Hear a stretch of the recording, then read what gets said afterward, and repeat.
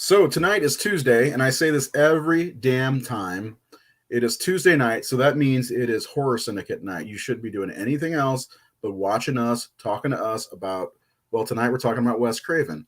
And, Wes Craven obviously is a horror icon, and there's a lot to cover. We did talk about Serpent and the Rainbow last week, so we probably won't touch too much on that. And I know we've talked about a few of his others, like The Hills Have Eyes. We did a couple episodes on the remake and the... Actually, I keep forgetting. I think it was one episode. But still, we talked about it. That was 2020. But we're going to dig into some Wes Craven stuff tonight. But I do want to say one thing to a certain person watching right now, which is all of you, because you're a single person. Thank you for following the Horror Syndicate. I was thinking about it today, and I cannot believe how many people follow something I created. I think it's so damn cool that we have a place to talk about horror and kind of figure out what everybody likes. That's why I like all the interaction on Facebook, the YouTube channel. Whenever we do videos, we get some good stuff on there, and I love it. I love the Horror Syndicate, and I love all of you. I want to just thank all of you for watching, especially those who watch the show, because there's very few of you. And of course, tonight we're going to talk about Wes Craven, and let's talk about who's joining us. It's the usual suspects. We've got Nathan Thomas Milliner here, big Wes Craven. Wes Craven's your mom, right? Yeah. My mom. Yeah. Wes Craven is your mom. Before I add Seth, tell me a little bit about something about Wes Craven that really attracted you to his style of directing. Was it the films, or was it his style overall? Well, Elm Street mostly spoke to me because at the time when I came to those films, I was going through bullying and low self-esteem and depression, anxiety, things like that. And, when you're in that situation, you look for something, you look for something special that speaks to you. And without really knowing at that time, I was 12 when I came to them, how much Nightmare on Elm Street is about dealing with anxiety and bullies and someone victimizing you and feeding off of your fears and your anxieties. And that's what Freddy is. And Freddy was a representation of the ultimate bully.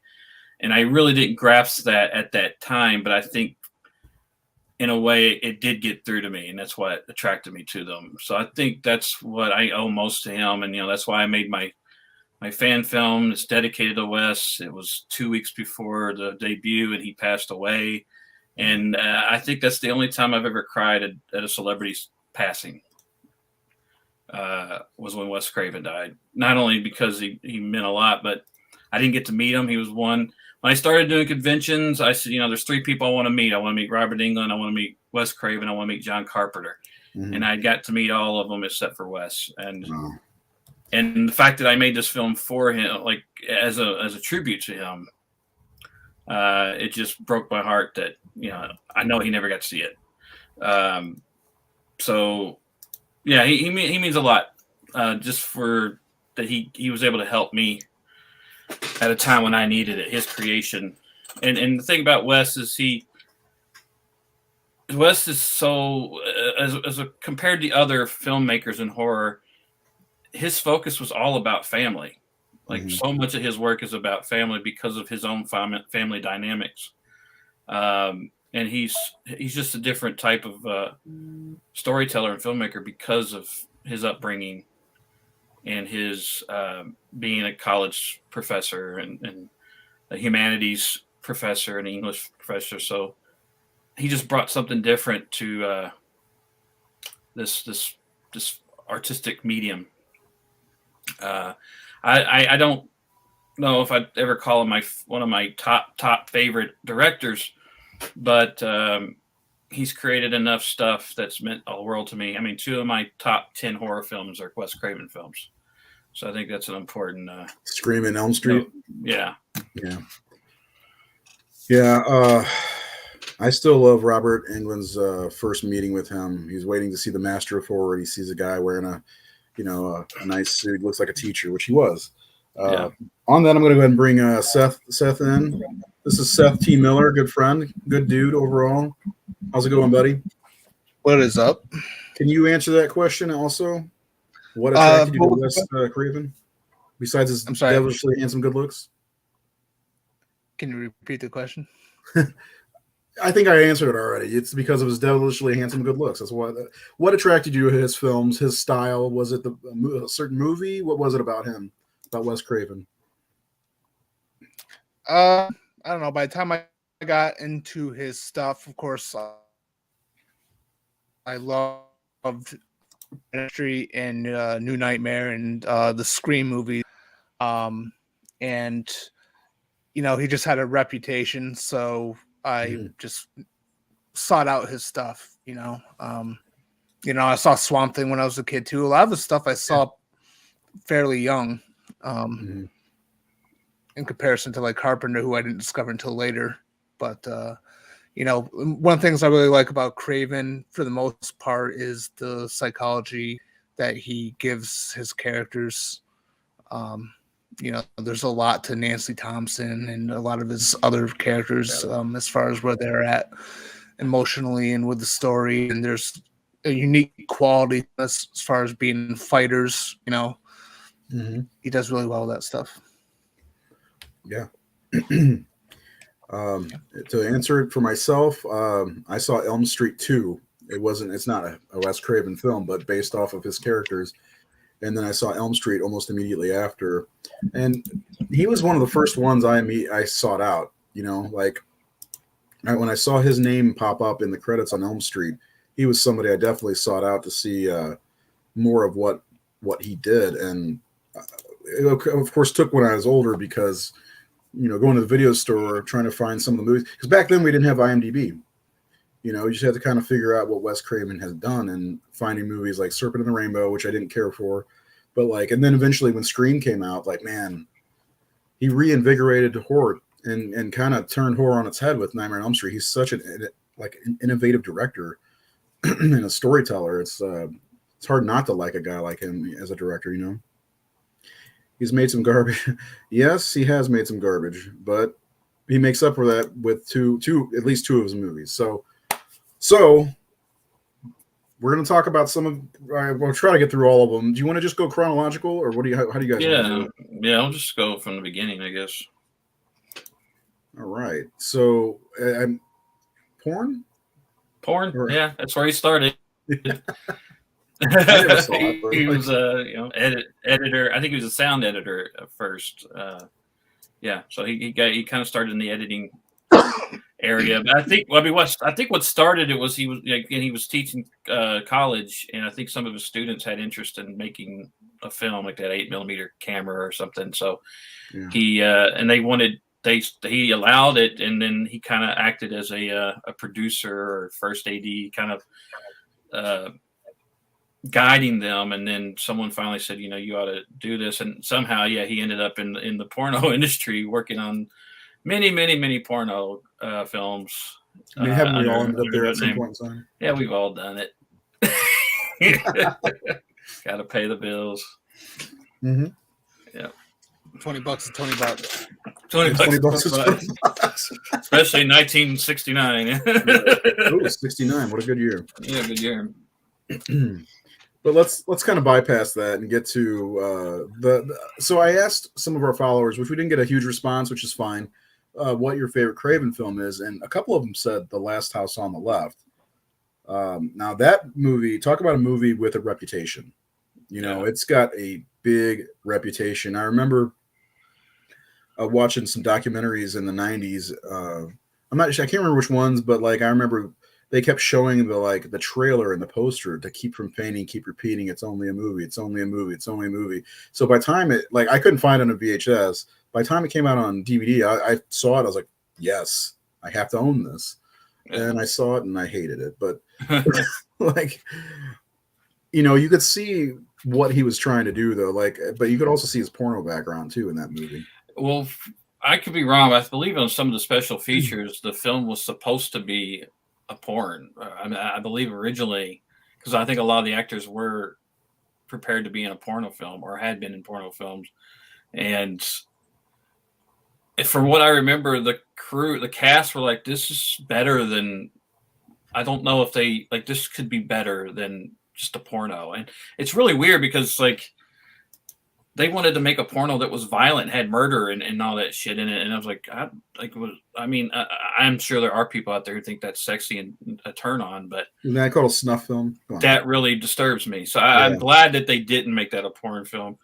Although I'm sure a lot of people got off on this film still. But yeah, the movie is very rough. It's very poorly made.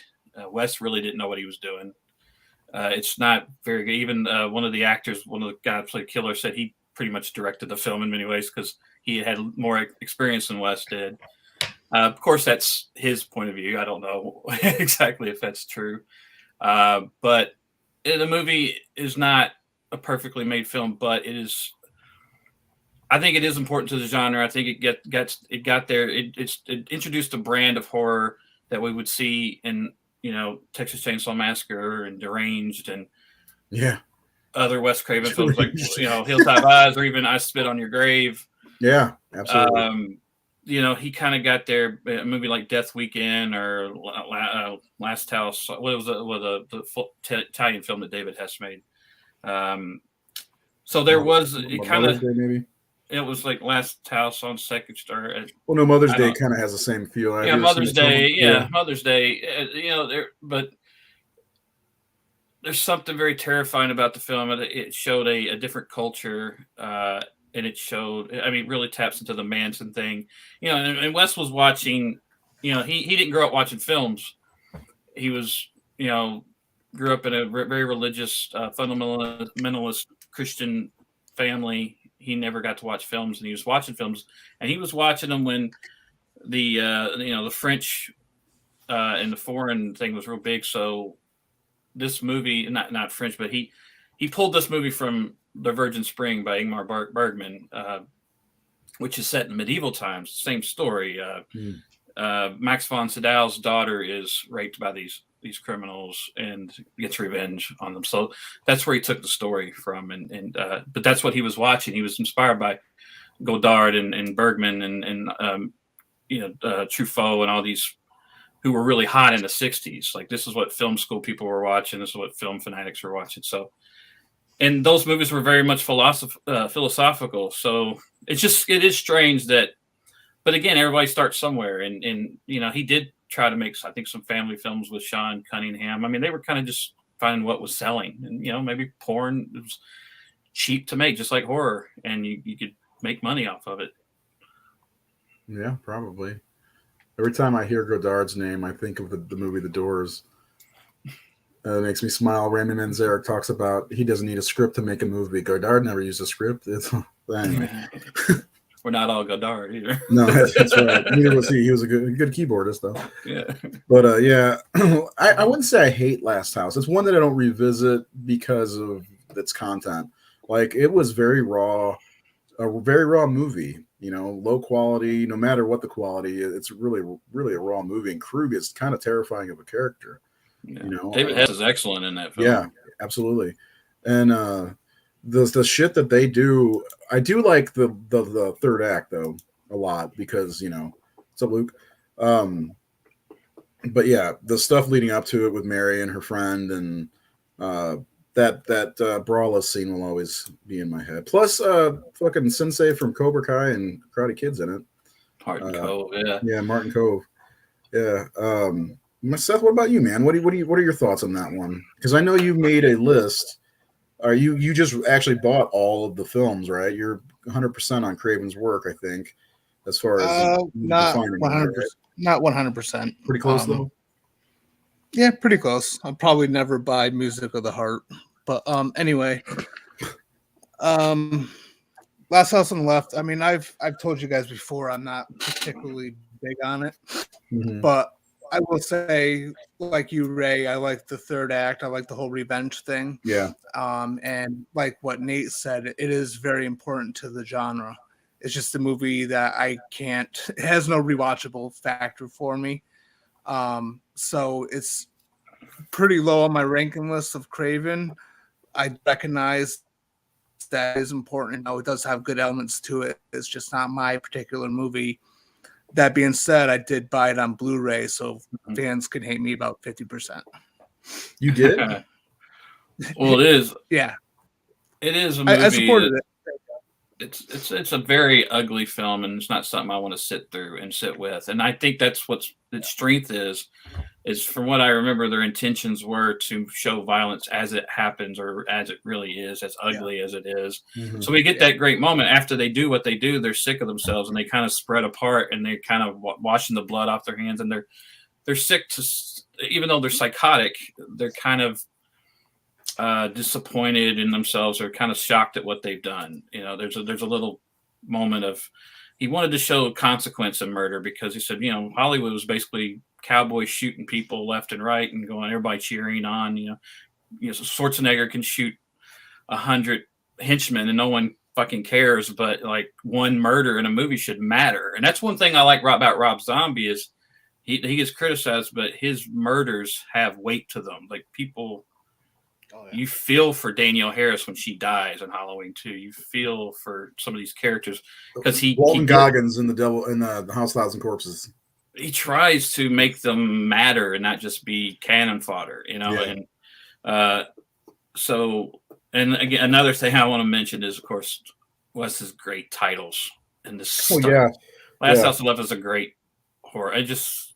It just makes your mind start going. Like, what is it? Last House on the Left? It just sings. It's just something perfect about it. It's so simple, but works so well. And it just kind of sounds a little off, I guess, because it's left and not right. I don't know. That was something you and I actually bonded over, was great old movie titles like that, you know, and like the next one that we're going to talk about, which I don't think we're talking about, The Fireworks Woman, because I've never seen that. It's a porn, I believe. Oh. All right. But anybody watching, I want to know your opinion on the Last House on the Left. Have you seen it? And then I'm going to ask you guys straight up and down. Oh, I do have reviews. Amazon. Oh shit! I fucking we'll do that. We'll do that after film. this. I thought to do it each film. Oh, you're gonna do it as a film? Okay, let me ask this question. Then you do your reviews. Yeah. Okay. Last House on the Left. Both of you answer. Is it required viewing for a horror fan? I say yes. So. Yeah. So I think so. Yeah. Okay. All right, Nate. So you got some Amazon reviews? All right. Here's some Amazon reviews for The Last House on the Left. All right. The House is on the Right. Misleading. 1 star. Ted Bundy probably loved it. 1 star. The shooting and acting were terrible. I think my 3 cats could have done better with a handheld camcorder. 1 star. Okay. I saw this movie when it came out in 1972 as an 18-year-old, and it scared me so much I went and signed up for karate lessons with Chuck Norris the next day. 5 stars. That's what I got. So yeah, that's the other thing. It's 50 years old now. Yep. It's hard to believe. I don't know if that I'll ever want to do a full show on that movie, though. I'll just throw that out there. I don't think I can talk about that for however long. So moving on, anybody again, let us know your thoughts on The Last House on the Left. And yes, it's required viewing for horror fans. So moving on, we got The Hills Have Eyes, and we did a lengthy show. It was like, I think it was on one of our 2-hour shows actually, when we used to do 2 hours back in 2020 about this and the remake from 2005, I think, which is unfortunately superior. But again, this is early on in Wes's career. It's not as polished, but that's part of the charm of the movie, in my opinion, is how grungy it looks and how lived in the world looks versus, you know, a high quality, great set pieces, you know. But I'll let you guys talk about this one for a few minutes. Still not well made, but a little better acting, a little better filmmaking.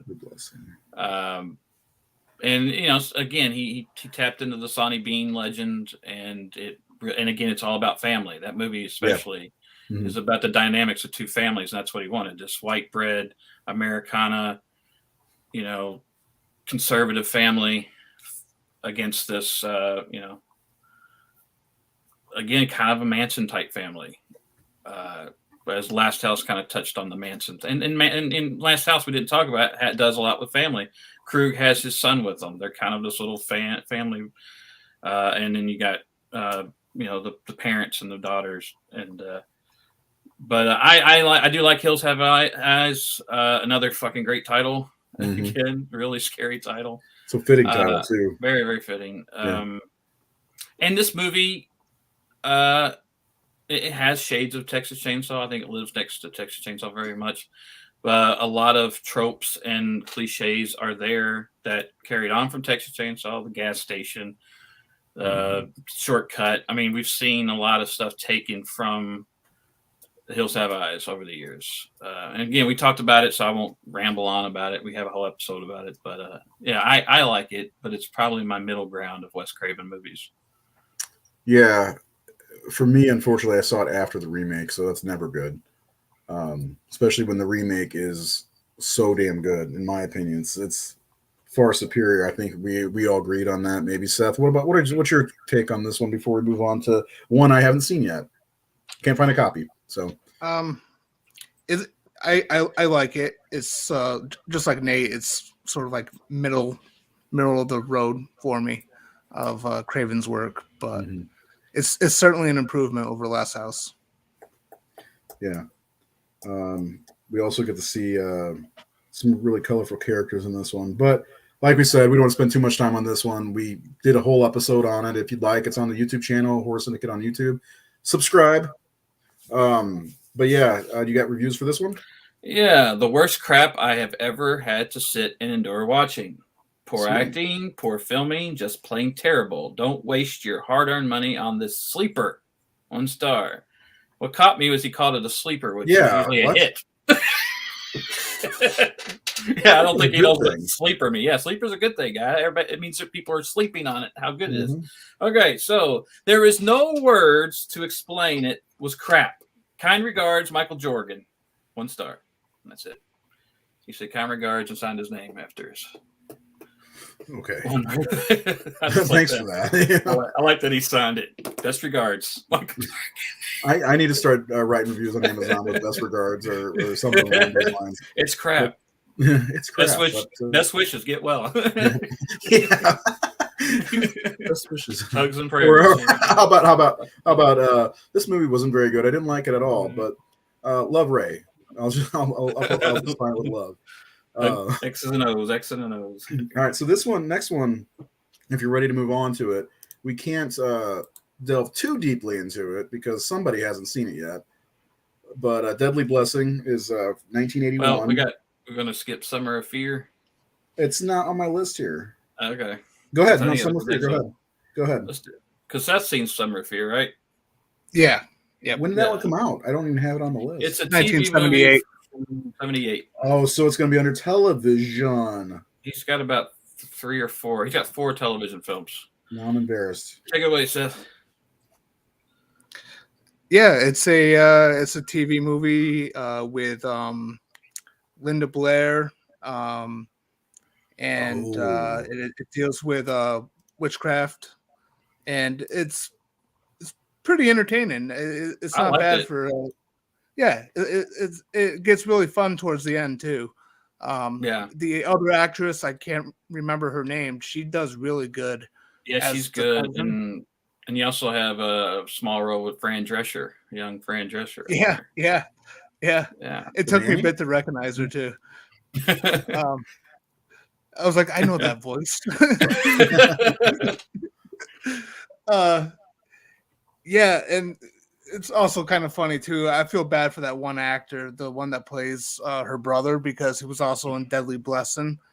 And yeah, he's the guy that played Clark Kent and Superman. It took me a minute and he played Huckleberry Finn, I think, in the old movies. I kept looking at him like, who is this guy? Because he has curly blonde hair naturally. I'm so used to seeing him with that Clark Kent black hair with the curl. Yeah. But it's just funny though, because like in this movie, he's like constantly trying to get down his cousin's pants. Yeah. And then in Deadly Blessing, his character is like engaged to be married to his cousin. So it's like this guy's getting typecast as a cousin fucker. Cousin fucker.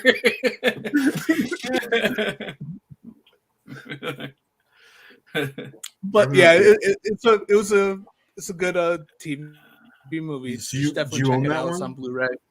Yeah, I liked it. Yep. I mean, just to give a little plot, it's Linda Blair, her cousin, her aunt and uncle were killed in a car crash, right, or something like that. And Yep.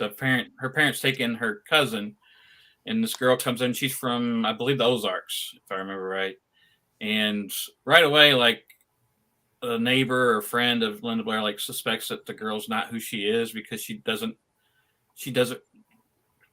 a distinctive Ozark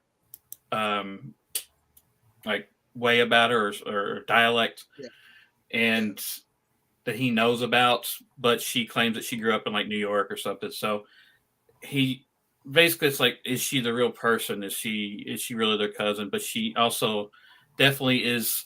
She's trying to basically ruin Linda Blair's life through the movie, like, and just kind of, it's almost a single white female kind of plot line going on. Yeah, with witches. And yeah, I thought it was actually pretty entertaining for a TV movie. I mean, that's what's funny. Like, a lot of TV movies, we saw them a lot in the 90s, and they're fucking horrible for some reason. But like a lot of the 70s and 80s TV movies are actually very enjoyable. And just, I guess, I don't know, I just kind of enjoy most of them when I watch them, even if they're cheesy. Yeah. I'm looking that up now to see how much it is. And we do have one good review for that. It's 1 star. Horrible hair, horrible acting, horrible plot.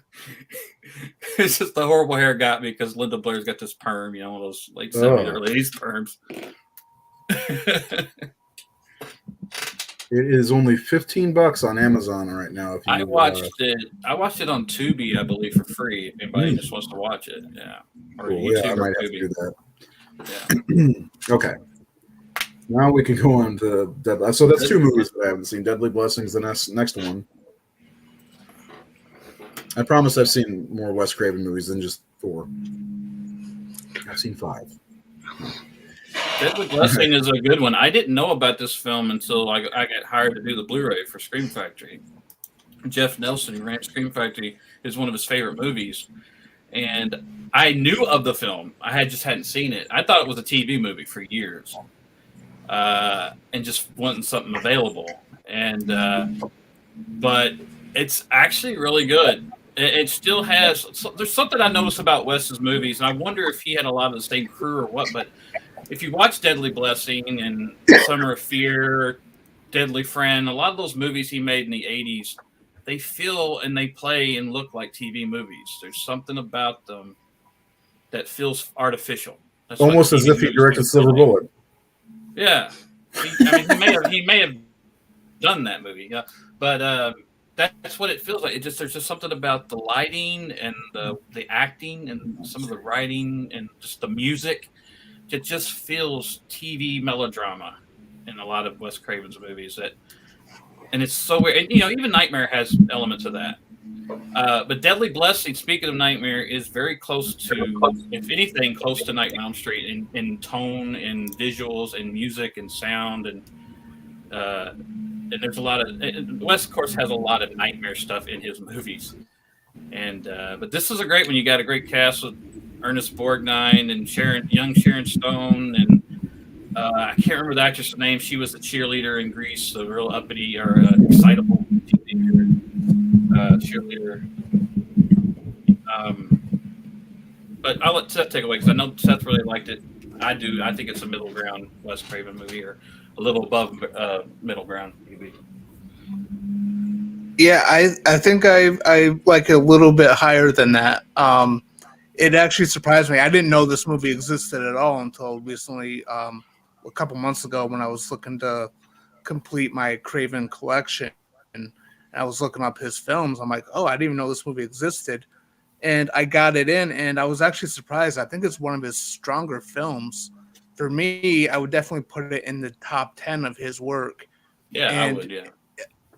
It's a huge improvement over the 3 he did beforehand. And it's really kind of like, it almost feels like it's the start of the Wes Craven style that we know now. You know what I mean? It all kind of really began with this movie, with the visuals and the music and the writing and everything. Everything was stronger. And yeah, I actually enjoyed it a lot.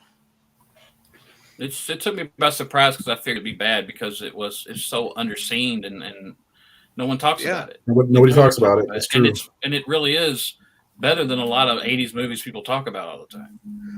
That's what got me too, because I was like, how come no one talks about this movie, but everyone talks about Last House on the Left and Hills Have Eyes? Yeah. And this is arguably, I mean, I understand, better. like you said, Last House is important, but this is arguably stronger, just in its technique and its style and storytelling. It's not as aggressive as Last House and Hills, probably. I think a lot of people are attracted to the savagery in those two films. Where this movie is a little tamer, it's a little more slow burn, it's a little more psychological, and it kind of has. If your people are fans of maybe Dark Knight of the Scarecrow, it kind of has a bit of vibe of that, kind of the setting and the tone. But it's one of the most underrated horror films of the 1980s, without a doubt. The fact that no one really talks about it or even has seen it. It's actually kind of a crime because there's not a lot of bad in it. Get Michael Berryman, Yep, and the cousin fucker.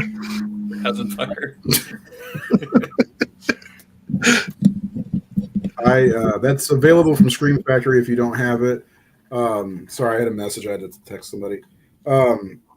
I definitely want to buy it and see it, and maybe if there's a way we could do a whole show on it in the future. That would be good. Is it worth it?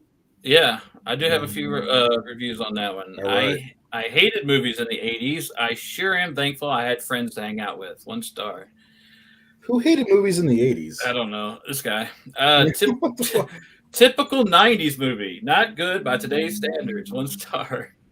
90s movie, huh? Yeah. Oh, this is a good one. I don't like horror, sadistic, or erotic movies. I definitely don't like lesbian movies. 1 star. It's a lesbian movie? It was. I don't want to say something to give them something away. No, it's not a lesbian movie. But one thing I will say to Seth here is this: we're talking about movies that are underrated, movies that are overrated. This movie does something that another movie did later in the slasher genre in the 80s that gets far more attention and more praise, but it's a piece of shit movie. I think you might know what I'm talking about. Yes. This movie's 10 times better than Sleepaway Camp. And I was right? It kind of has a similar thing that happens. So it got there before that movie, and it's better than that movie, and that's part of why I'm like, why is this so like no one talks about this? Everyone loved that movie. I don't want to get spoiled. That is true. Yeah. And now Sleepaway Camp's a little funner. Sleepaway Camp's not fun at all. It's a little funner because it's so goofy. The characters are so silly and they're so Albert Einstein animated. Well, I plan on picking that one up as soon as I can find it here because it's on Amazon. But I really like buying things in person. If I can't, then I go to Amazon. That guy could have played Albert Einstein. So that actor could have played Albert Einstein. He had the hair. Yahoo Serious played him. Remember that? You know what I'm saying? I'm a Tasmanian. So the next one, if I'm not missing anything, is Swamp Thing. Yeah. Now, I haven't seen Swamp Thing since I was a kid, but I remember loving it. Adrian Barbeau's in it. But I haven't seen it since I was a kid. I know they released it recently on Blu-ray. I feel like a failure today. So. That was my first Wes Craven movie, and I watched it like as much as I watched like Flash Gordon and Clash of the Titans and all that. It was like regular viewing for me, and I always liked it, and there were parts of it that creeped me out, but I just watched it recently. This guy keeps talking about Bush. This guy keeps talking about 70s Bush.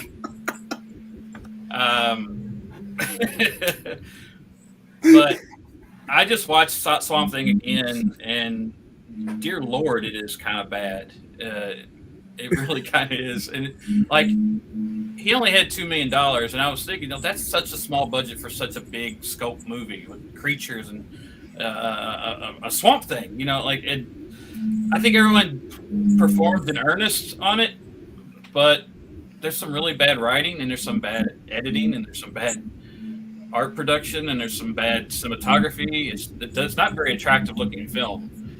I was kind of shocked at how poor it was. But again, like it's not because people are doing a bad job, but it's pretty bad.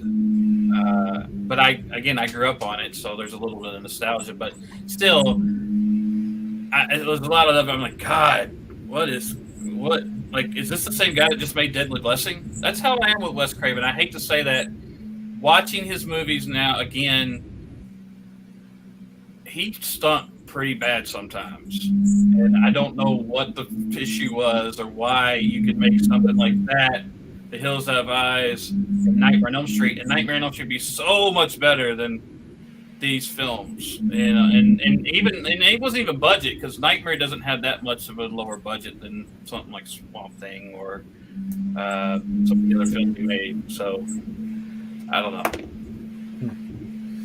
I don't remember Swamp Thing. I remember Return of the Swamp Thing better, which I heard that's really bad too. But I haven't seen either of them since the '80s. So, Seth, you've seen it recently. Yeah. Yeah. Well, I grew up with Swamp Thing and Return of the Swamp Thing and the Swamp Thing animated cartoon and the Swamp Thing TV show that was on USA. I was big into Swamp Thing when I was a kid, and like Nate said, they don't quite hold up as well. There's elements to it I like. I can't tell you off the top of my head what they are. It is kind of forgettable in some ways. Was that subtle enough or no? Well, like the soldiers are so not like they don't feel like real soldiers, and they're almost like not very intimidating or something. There's something about the villain, like Jordan is good as the villain, as Arcane, but like David Hess and the other dude and a few other like there feels like a real again. It's a comic book movie. It's kind of got a creep show. It's like what people thought comic book movies were supposed to be, which is super, super unrealistic. Like Hulk? Just really campy in some ways.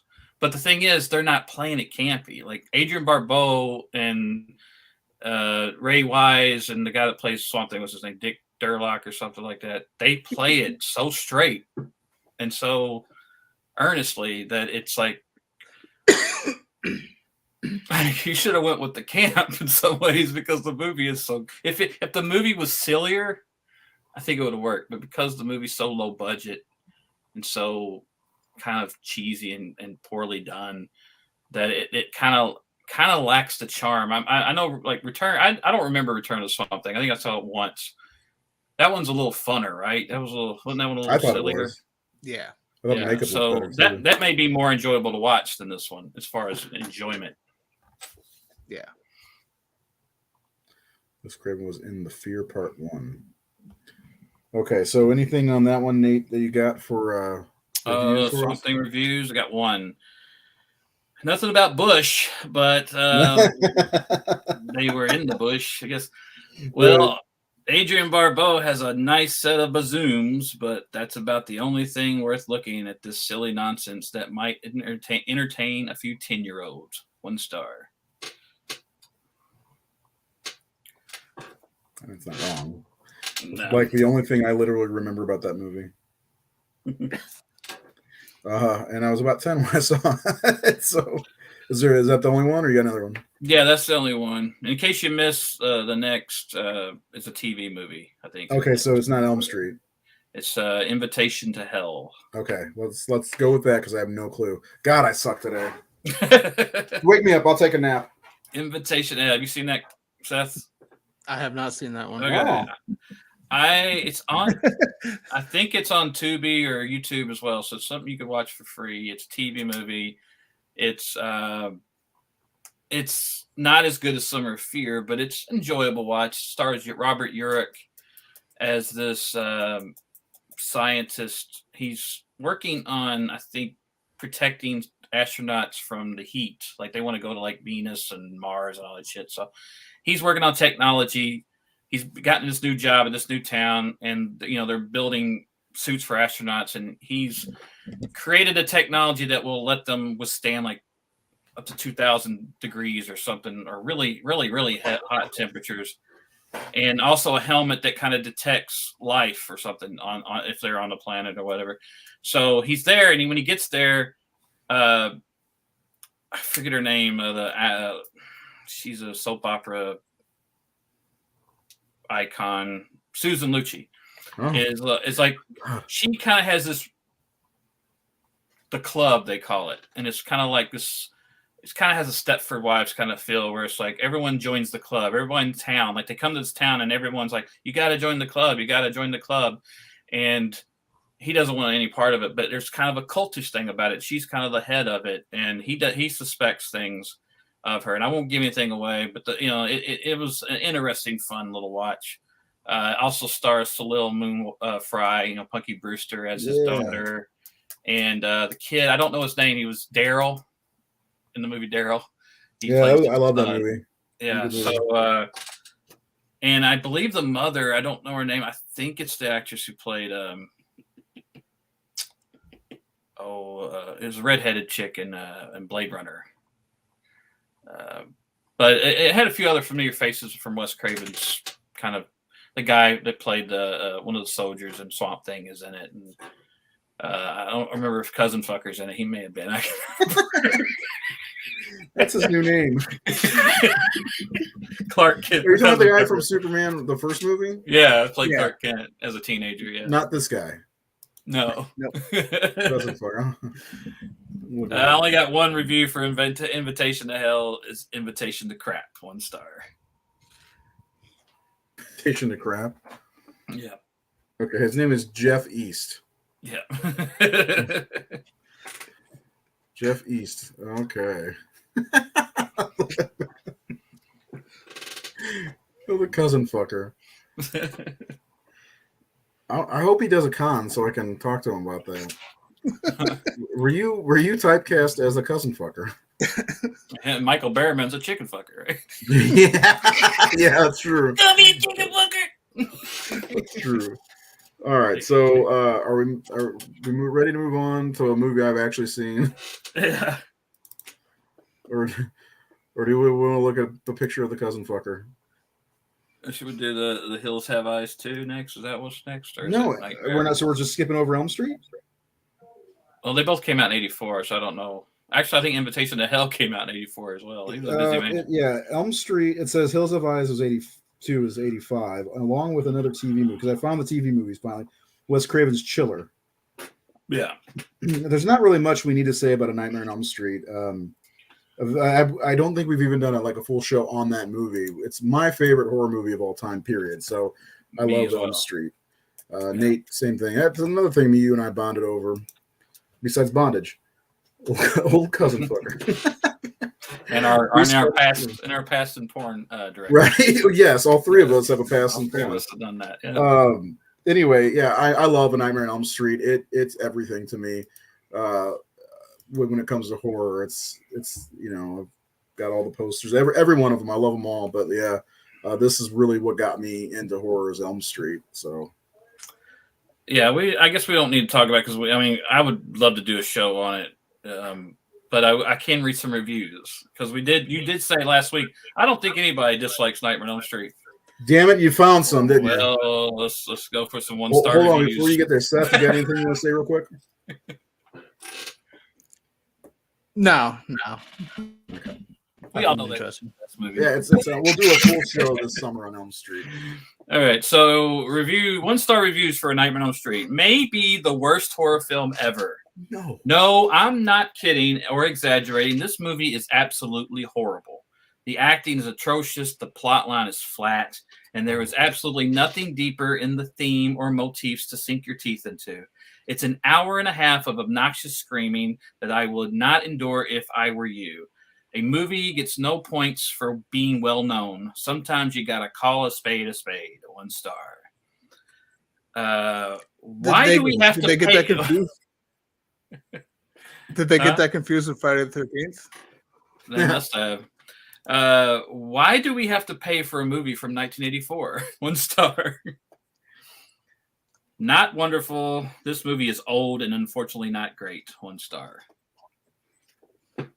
that first one really made me sad for that person. Yeah. It made me sad because I know Well, the facts of this movie, but like I could say, like, when we did the book, the Never Sleep Again book for Nightmare on Elm Street 1, they got a lot of comments of people who didn't want it because they wanted it to be about the whole franchise, because a lot Like of them the- saying, they the said, I don't, memories. yeah, because they said, because I don't really like the first movie. They were Nightmare on Elm Street fans, but they didn't like part 1. So, you know, it takes all kinds. That hurts my brain. I mean, 4 is my go-to, of course, because I just love that. So 80s, you know. It's the MTV Elm Street movie and Lisa Wilcox. Heart just fluttered a little bit, but you know, so did Seth's. I know it. Maybe got a little bone action going on. Where's Amber? Talking about Friday the 13th, The Hills Have Eyes too, with that Harry Manfredini, whatever his fucking name is, Matt Fredini score, which is like another Friday the 13th movie score. Was it? I've actually never seen this. It sounds a whole lot like his Friday the 13th scores, just like he did another movie. What was another movie he did that it sounds a lot like Friday the 13th around that era? House. He did House. Hills Have Eyes. If you put Jason in that movie, it's the Friday the 13th movie. It feels and plays like a Friday the 13th movie. I like, people consider this movie shit, but I'm like, it's just a Jason. It's a hockey mask away from being Friday the 13th movie with that score and the aesthetic and the feel of the teenagers, and I just felt it was. Yeah, like Bush again. Did you vote for Bush twice just because of your love of Bush? Bush is also good. Bush is good also. I love this guy. This is Curtis Armstrong. I'm sure of it. We've got Bush. We've got Bush. Booger. Okay, sorry. I saw him say Bush again and I started laughing. So. I've never seen The Hills Have Eyes Part 2. I think I own it. Like, I bought it on DVD because it was like, oh, The Hills Have Eyes. I don't think I ever watched it, though. I think I just rented it for like $1 or $1, like $2 on like I probably overpaid for it. Prime or something. Yeah, I paid. I mean, it's had this reputation of being really bad, but I mean, if you like slasher movies of the 80s, I think you could have fun with it because it just feels like a Friday the 13th movie to me. That's what it felt like. It's like Wes Craven was trying to make and again, going back to the Wes Craven hit or miss, like it. I'll be right back, guys. It has kind of an unattractive melodrama look of bad 80s movies. But I was entertained. And there's one reason I was entertained was somebody made a review about it. Have you seen that movie, Seth? Was that us too? Yes, I have.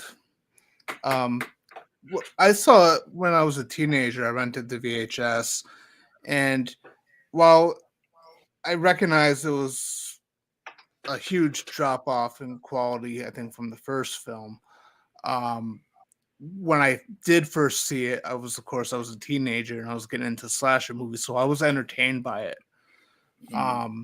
You know, I have it ranked as probably the worst Craven movie because I don't think it's necessarily a very good movie. And no, I mean, it's even at the bottom of the barrel. Yeah, I mean, even he admitted he did it because of financial reasons. It was just a paycheck for him. Yeah. You know, so.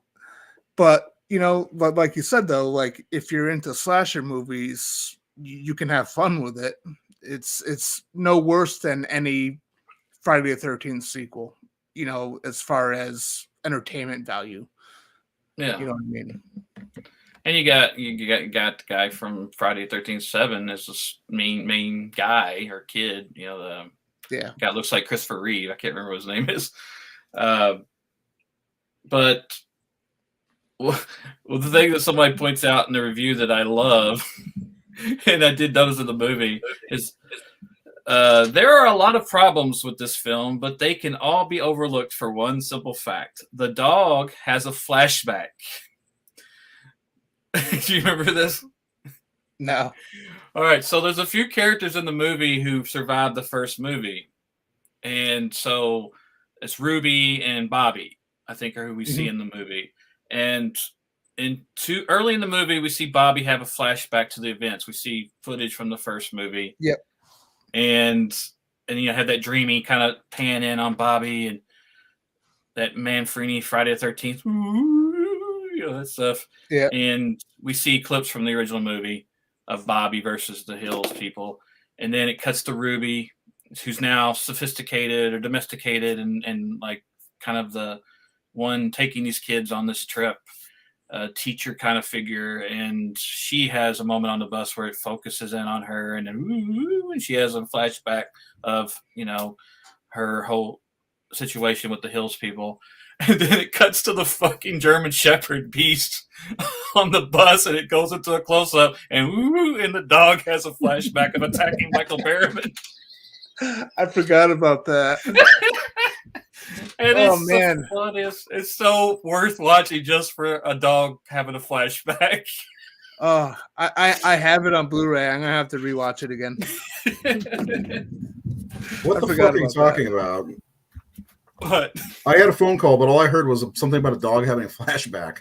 In The Hills Have Eyes 2, there are 3 characters that survived: Ruby and Bobby and Beast, and they all 3 have a flashback. We see Bobby have a flashback, Ruby, and then it cuts to the dog close up, and the dog has a flashback of attacking Michael Berryman and supposedly killing him.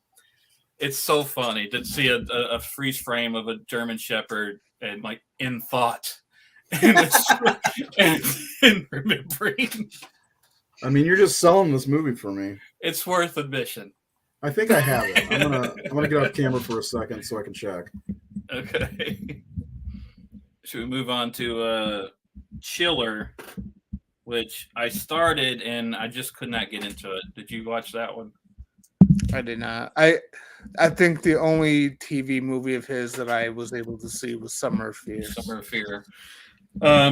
Chiller just didn't grip me. Chiller had Paul Sorvino, and I think it was on Pluto maybe, and it was free, but the quality was awful. So I don't know, I just couldn't get into it.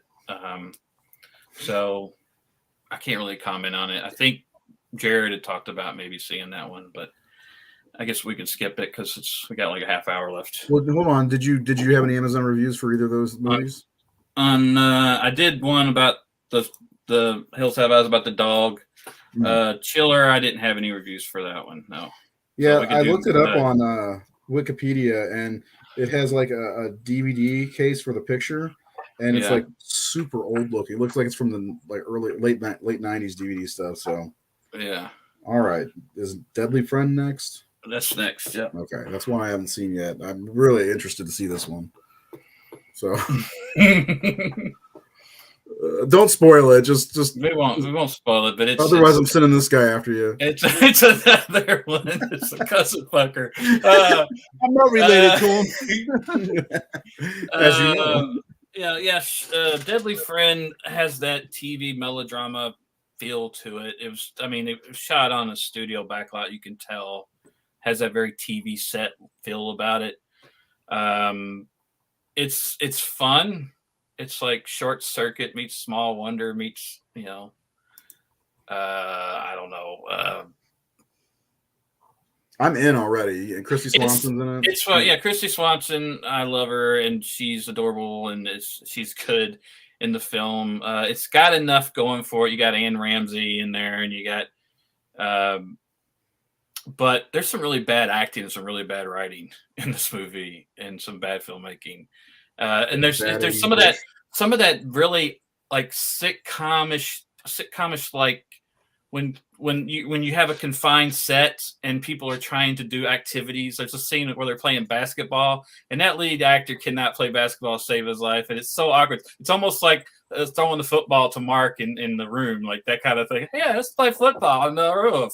And hey, Mark, it's almost like that where it's like a basketball playing scene you'd see on like the Brady Bunch or something, like where it's just like so awkward and so unathletic and coordinated, and no one's dribbling, and no one's and there's a robot involved too, like a short circuit Johnny Five Alive robot. Yeah, I want to see this movie so bad. So it's one of those. It's a funny, cheesy movie, but it's also not played funny though. It's again it's played as serious, and that's where it kind of feels off a bit, because it's like, if this were really funny, but everything's played so straight that it just comes off bad. But it's worth a watch because it is kind of just quirky. It's not streaming anywhere, is it? Because otherwise I have to go buy it. I guess since Scream Factory released it, I think. Yeah, they've probably not pretty recent too. I absolutely need to see this movie at some point. Oh, it sounds amazing. So that's how do you feel about it? I don't want to say too much. I don't want to spoil it, but I also want to talk about some stuff that's spoilery. You know, yeah. It's it's like a mixed bag, but I think there's some really good. There's a couple, I think, decent kills in it and violence. I don't know. It's fun. I'll just say that and call it a night. Okay, Amazon reviews then. Aged like hammer pants, 1 star. The other one I don't want to. It kind of mentions Bush. Oh, but it's off. It's There like you it's go. just kind of dirty. It's like, this is Christy Swanson before she even had hair down there. She played. Oh with my magazine. God. First of all, she was 17. I'm sure she had hair down there. But it goes on to be saying it's one of the best B-rated horror movies of American cinema in its decade, no equal. 5 star. Okay, so is there any TV movies?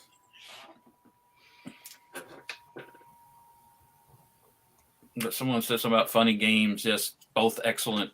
Both. I'm a big fan of Michael's films, Benny's Video and Cachet and Amore and White Ribbon. Guy's phenomenal. There's a Disney World thing that what? What? He directed something about Disney World. I think he did like an episode maybe of The Wonderful World of Disney or something. That's very odd. Disneyland, it says. So next would be the movie we talked about last week. So we're not going to really talk about it. Serpent. Yeah. Jared says he has severe storms and he can't be on. It's an hour later. Serpent and the Rainbow, we talked about it last week.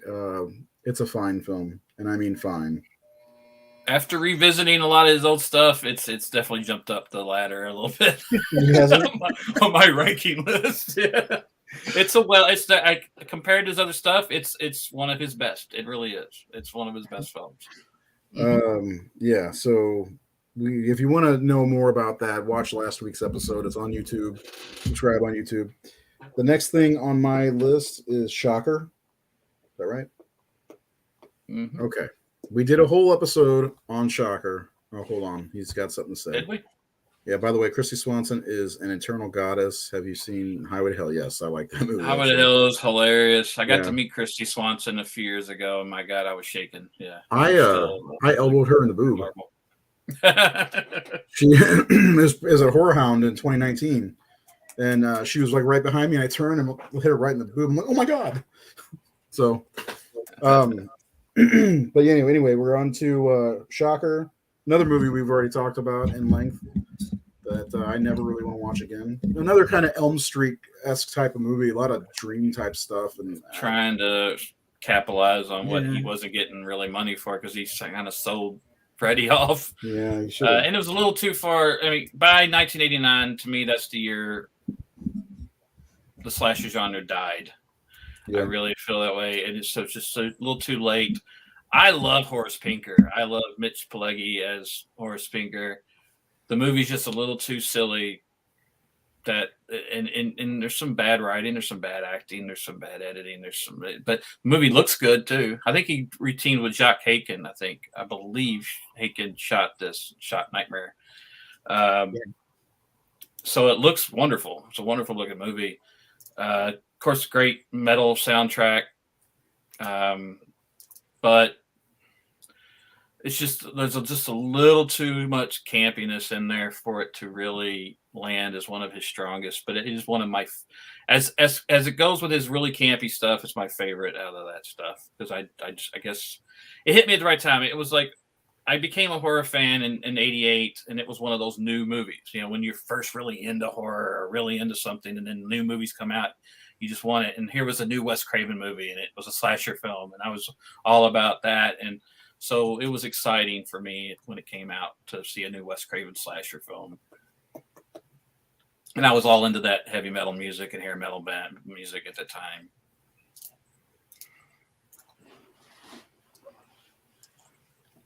Damn it. It's fucking, I'm sorry. I'm looking at our stream on my phone, and yeah, anyway, I wanted to see if it looked better with you on the other side, because you're leaning to your left, and the live thing is like cover my face completely, and everybody's got to see this beautiful madness. Anyway, yeah, we did a whole episode on Shocker. So, do you have any reviews? All dirt. It's all dirty today. It's all stinking. No pink. Poetry fan. Oh my 2 God. stars. Shit. Okay. Right. Oh, the next one is another TV movie. So I guess Night Vision. Is that right? Night Vision. I watched this, and I kind of really enjoyed this. It was kind of a detective movie, and I watched it for free on something, YouTube or something. People call me right now. Night Vision stars James Remar. Don't call me. And Mitch Pileggi's in it. I love James Remar. And it has I don't know her name, but do you remember that movie, Taking Care of Business, with Jim Belushi? Mm-hmm. Charles Grodin. She was the love interest, short blonde haired girl, really pretty. She's the star of it, and she kind of has this. There's a serial killer on the loose, and he's called like this. We're gonna get some dirty shit tonight. The spread eagle killer or something. He leaves to the women he kills with their legs spread and all this. And but James Remar is partnering up with her, but she kind of has this kind of medium kind of thing about her, where she can kind of see or think like the killer, or see what the killer's like. She's psychic in some way, and she's kind of got this psychological connection to the killer. And there's kind of a thought that she may be the killer kind of thing. So it kind of plays on that. But you know, I thought it was an enjoyable TV, little kind of thriller horror movie. NBC. Movie. I enjoyed it. Ghost Rider asking about New York Ripper. One thing I want to say is that scene in the bodega where the under the table madness happens. I bet you love that scene, don't you, buddy? All right. Next up, do you have the reviews? No, nothing on that one. All right. So now we're up to people under the stairs. We got 20 minutes left. Okay. People under the stairs. Good movie. I really like it. Yeah. I didn't know it was a Wes Craven film. Again, because I didn't pay attention to the credits when I was younger. But I didn't know until a few years later when I found out it was a Wes Craven movie. It's not really a movie that ever struck me as a horror movie. But I guess it counts.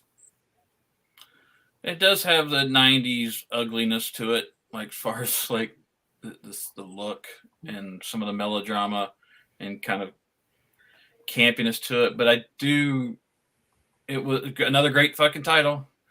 And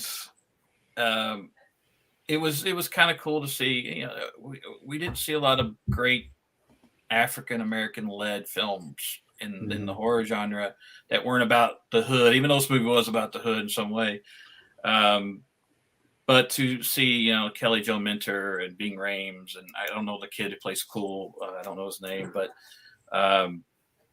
it was a refreshing, something different, and then it was just it was one of those movies where you don't like, it's a great movie where it's like, there's something going on in that house and we're going to uncover it. And as you keep uncovering things, you're like, God damn, this is fucked up. Some fucked up shit. So this is kind of the kind of thing you want. It's not just, it's Leatherface and his cannibal family. There's some, again, he's touching on family again, as Wes does. But there's, you got the class thing going on, and you got two really intriguing villains. Everett McGill is amazing in that movie. Yeah. I love him. I love him in everything he does, and Silver Bullet especially. I'm just saying. And But Sean the Whalen lady, I just saw her name, but now I lost it. was Baker. Wendy Robe, Robbie. Wendy Robe. I mean, they were both very intriguing. Yeah, she was scarier than he was, even when he put the gimp suit on and ran around.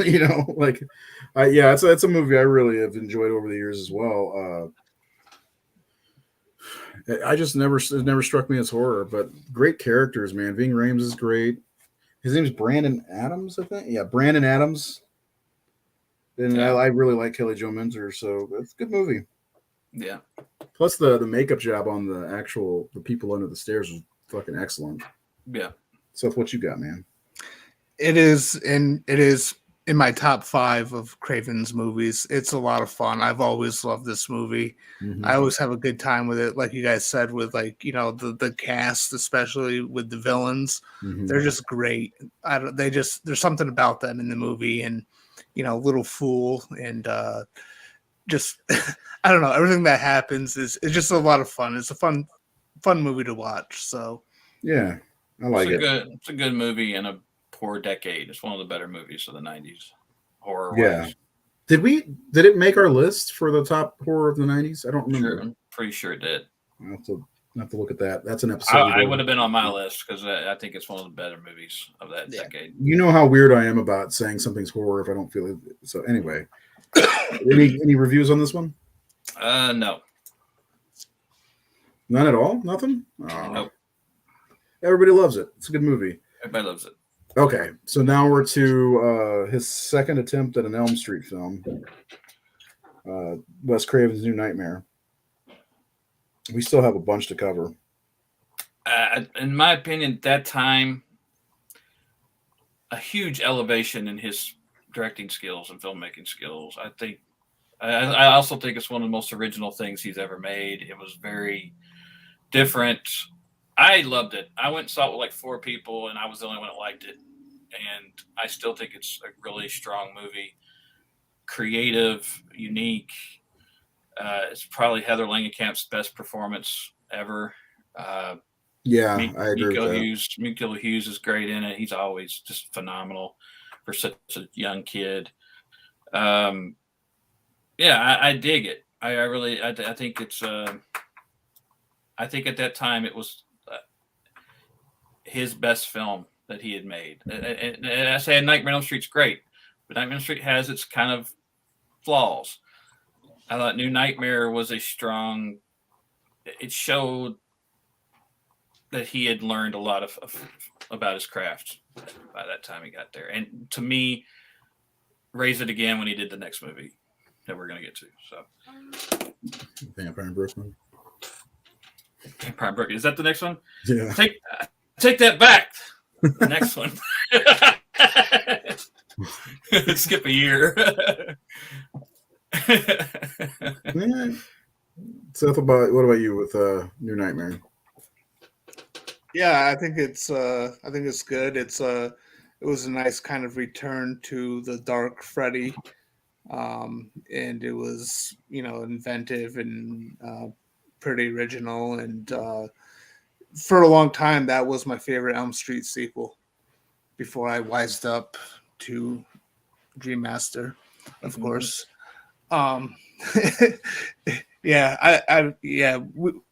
We should do a show on New Nightmare or something. We should. I would like to do that. And the funny thing about New Nightmare, I will say, is I'm a big Nightmare fan, and I think New Nightmare is one of the very best.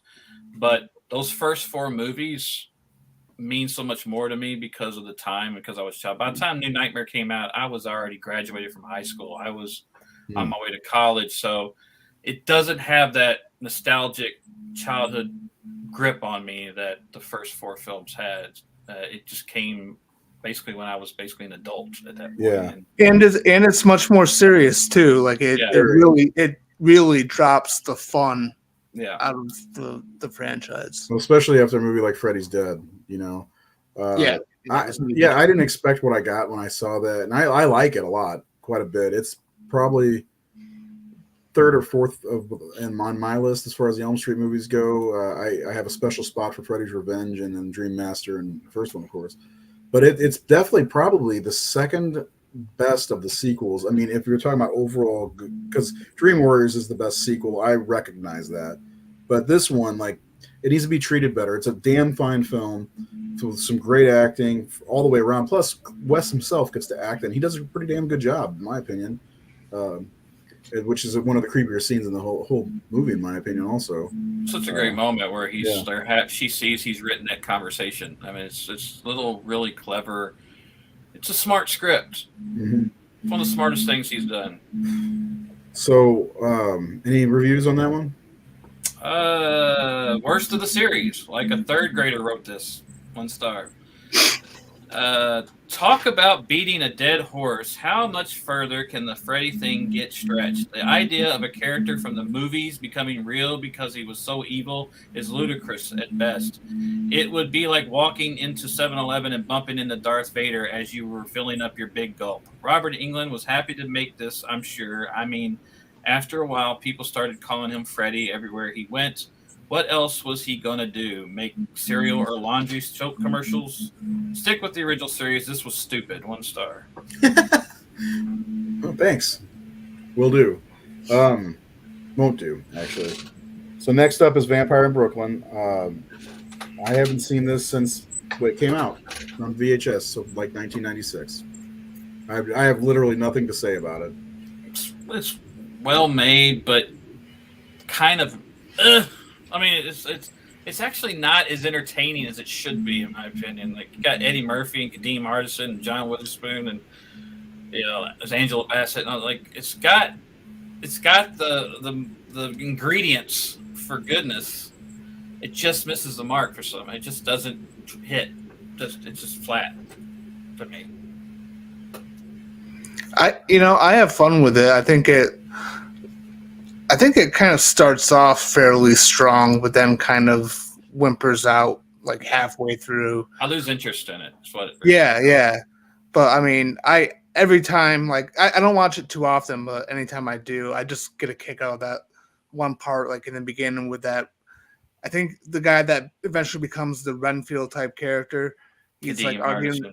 Yeah, he's like arguing with his girlfriend, and she's throwing him out because he was snoring, and he's like, everyone snores. And she's like, not when you're fucking. I do. So I love it. Okay. I'd like to watch it again and eventually. Is it on Blu-ray? Yeah. On Craven, some Wes Craven. Good. Plenty to watch. I do have one review on that. Sorry I bought this instead of an N64 controller. 1 star. Yeah, the Nintendo 64 name drop. Fantastic. Okay, so we've got Scream, but there's we can just kind of skim through the whole. Yeah, because there's 4 of them Scream. Over time, and we Scream talked 2, about Scream movies, didn't we? We did a whole what's Music of the Heart? It's a Meryl Streep movie where she is a violinist, and she goes to an inner city black school kind of to teach violin at the school and inspire. It's one of those movies, and it's not bad. I mean, it's well made. It's got fucking Meryl Streep, and it's got a lot of Aidan Quinn, Gloria Estefan. It's not bad at all. It's probably one of his better films, really. But it's one of those movies. It's like, we've seen this. We've seen this story. We've seen this. It's like, it's one of those movies that has an amazing pedigree, and probably because of that, probably one of the best movies he's made, because it's not poorly made.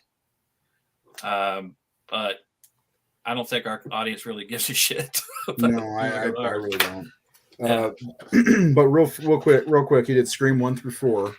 Scream revitalized, brought new life back into the horror genre when the 90s was basically kind of a dead era for the most part. There's some good ones in there. Candyman, People Under the Stairs. There's a few other good ones in there. Wishmaster. But we know what Scream did. We did a whole show on, I think, all 4 of them. Not the new one, because Wes Craven had nothing to do with that. but they did have a nice scene for Wes. That was kind of cool. But Scream, the first one for sure is an absolute must for any horror fan. So if you've not seen Scream and you like horror, what are you doing? Yeah, I'm a big fan. I yeah. don't love 3 that much, but it's still very entertaining. Yeah. I do have a good review for that one. This movie is so bad, Courtney Cox's bangs weren't even willing to be seen in it. Oh my god. That's wow. But I think Scream 1, 2, and 4 are very good films. And I think the first one's a masterpiece in many ways, my opinion. So. And yeah, I agree with you. And Scream 4 is his final film, right? Final directorial film. But we did do a Scream episode, I believe. I'm almost certain we did, like really early on in 2020. So, and he's a guy, and this is something to say, that this guy stayed relevant and successful all the way up to his passing, really. No Bush, which is not very common for directors of his era, especially guys who made horror movies. So, yeah, I've never really heard much bad about any of the Scream movies other than 3. But you have any other reviews for Scream? Nothing. That was all the reviews I have for. Okay, we have a couple more. We've got Cursed, the werewolf movie. Seth did an entire article on that, on the Cursed production of that movie. All I can think of is Judy Greer's werewolf character flipping the finger. Yeah, that was funny. That makes the movie for me. I think that moment makes me giggle so much. Like that's like when you say, "All right, we're crossing this line and we're going with it. We're going to lean into this," and that's kind of nice about it because it just makes it something unique that we hadn't seen. And I don't love the movie. I think it's like I was kind of. It feels like bad Kevin Williamson writing in some ways. It almost feels like someone's imitating Kevin Williamson instead of being Kevin Williamson to me. I don't know. The werewolf's excellent. Rick Baker's work is phenomenal in it, and I love Judy Greer in it. I do, but ultimately, I don't. I remember liking it, and it's not bad. It's worth a watch, but it very much reeks of '90s. It feels like someone imitating Wes Craven and Kevin Williamson, in my opinion. That's what it feels like. It doesn't feel like their best work. I wonder if that has to do with the studio also, because I know the studio, Seth, I know he's going to shake his head. I don't know. They may have been forced and doing shit that's not theirs. Yeah, I don't know. If this was a better movie, Seth, would this movie make you have a boner? Wes Craven and werewolves together? At least the Chobe. Thanks for asking, though. I care. I know you probably could spin yarns about this one too, so we will talk about it again when we do our werewolf countdown, which is I think in May. Anything on that one, Nate? Okay, then there's Seth. Do you have anything you want to say before we move on to Red Eye? We're running short on time. Yeah, I just say go to thehorrorsyndicate.com. I did a complete breakdown of the original script. I did a lot of research before doing that article, so I have a lot of information about a lot of the behind-the-scenes trouble. Long story short, they shot 90% of the movie before Bob Weinstein decided that he wanted a complete overhaul, and they had to rewrite the script and change a lot. The cast changed, a lot of stuff. There's a lot of information in that, but go to thehorrorsyndicate.com. The article's called A Different Beast, the original script for Cursed. Yeah, it makes a lot of sense. Yeah. Okay, Red Eye. Love it. One of his best. Okay. Yeah, a great cast, great thriller. It felt like a Hitchcock film to me. That's what it felt definitely. like. That's another one I haven't seen, so I must see it. The last one that's not Scream 4 is, unless you want to talk more about Red Eye for a couple of minutes. Well, he did a short. There's a movie called Paris Jatam, which was a anthology. It was 20 shorts by multiple directors. And Wes did a segment with Emily Mortimer and forgetting who the guy was. But it's okay, but it's like 3 minutes long, and it's like a couple kind of in Paris, and they're at the graveyard, and she visits the grave of Oscar Wilde, and kind of Oscar Wilde's ghost kind of kicks some sense into the guy because he doesn't get the big deal or why she gives a fuck. And, nothing amazing. But it's like 3 or 4 or 5 minutes long. But, yeah, I thought I'd throw it out there. It's something he directed. Okay, then there's My Soul to Take. I don't think I've seen this one either. I just don't watch movies, apparently. What do you think, Seth? Well, I saw this one fairly recently, and based on the reputation I've heard about it being a complete piece of crap, I expected an actual piece of crap. I think it's actually better than what a lot of horror fans say about it. There's problems with it. I wish some of the rules and some of the how and the why were a little more clear, or at least, hinted at better. Because a lot of it can be quite confusing. There's a lot of like lore and mythology just kind of like crammed in there, and you're just expected to go along with it as these things are developing. But I still had fun with it. I think it felt like, it was like visually it looked like a modern Craven movie, post Scream. Story-wise, it kind of felt like classic Craven, like Deadly Blessed and Elm Street Shocker type of Craven. Yeah. So, it's not one of my favorites, but I think it's I don't get all the people who say that it's like one of the worst horror movies ever, or one of Craven's worst, because I don't think it is. No, it's not. I was just watching it today. I didn't finish it, but you're right. It feels like a greatest hits of Wes Craven, but there's something lost there, and it's a little cluttered or too much going on. You're like, what the fuck is really happening? And it's like the dots don't all connect, and it's just because of that you can't ever get into it. But it's not atrocious or anything. He's made far worse films than that. Yeah. I know one fan that would like it just because Frank Grillo's in it. Just saying. We got Denai's in it too. So we got a couple Marvel people in it. Yeah. She was in X3, right? Is that right? So Michonne. Her. Yeah. Black Panther. Black Panther. I'm thinking of somebody else. Anyway, so that's Wes Craven stuff. We didn't get down to the nitty gritty with some of them because of short on time, but that's okay. We're going to do episodes on It Sounds Like New Nightmare at some point. And see, I told you she'd like it. And A Nightmare on Elm Street, which I'm really excited about. And I kind of want to push that forward as soon as possible because I love Elm Street so much. But next week we are doing a show on a Ty West movie, my favorite Ty West movie, The House of the Devil. Nate said, I think it was Nate, wasn't it? Said we have to do this one next. We need to do it because I'd like to revisit it. I love it, man. Especially after seeing X. I haven't seen X yet. I really want to see that. Maybe I'll take this guy with me. I don't know. But The House of the Devil will be next week. I absolutely don't bring your cousin. He's not my cousin, so it's not. I think he's Seth's cousin.